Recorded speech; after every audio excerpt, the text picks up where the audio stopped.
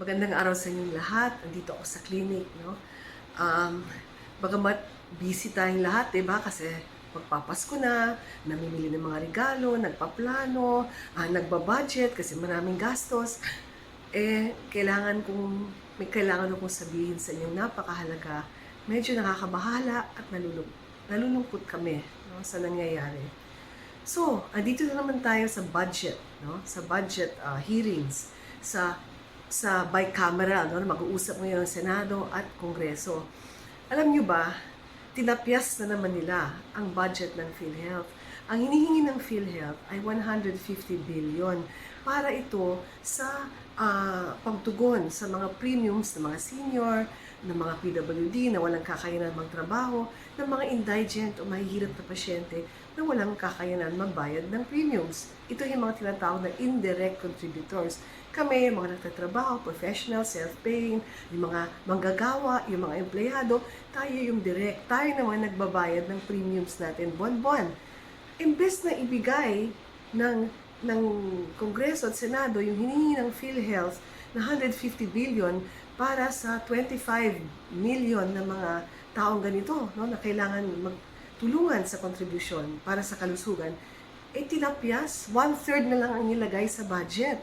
At ngayon, magdi-deliberate na naman sila. Kaya kami, yung mga nagpetisyon para wag ilipat ang pondo ng PhilHealth, kami naman ngayon ay nagpipetisyon na naman, no, sa Kongreso at Senado na huwag nilang gawin ito sa PhilHealth.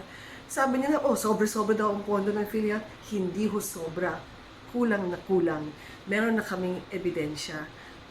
Alam niyo ho, natuklasan namin sa kanilang financial statement na audited ng COA. As of 2024, March, meron silang deficit ng 1.25 trillion pesos.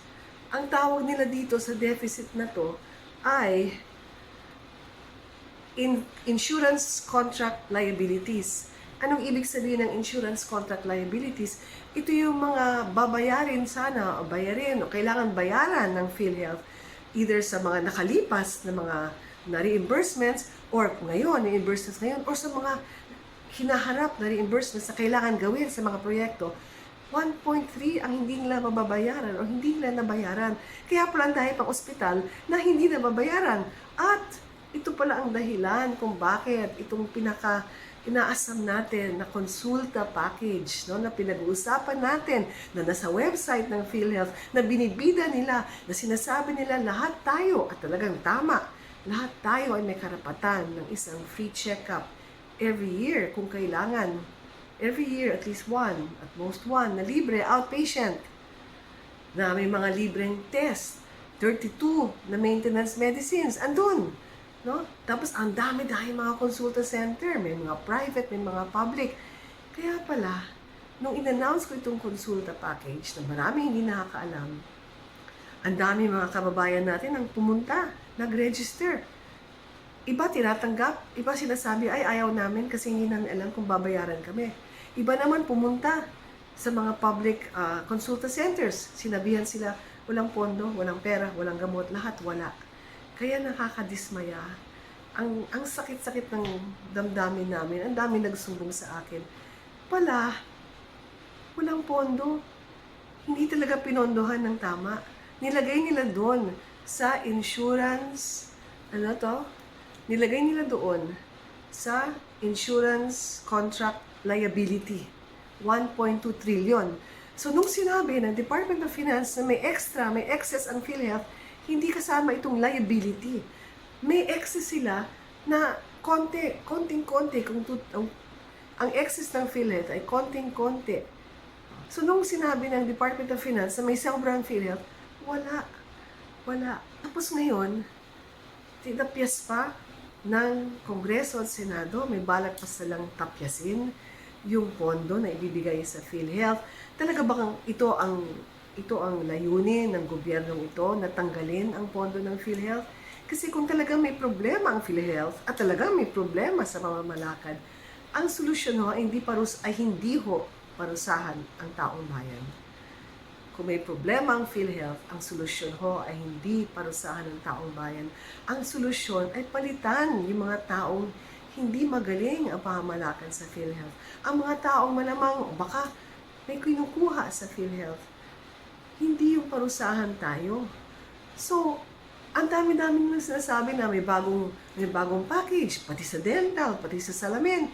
Eh, kung itong basic na konsulta package ay hindi mapondohan at nilagay lang doon yung 204 billion na kailangan para pondohan ang konsulta package, saan nilagay?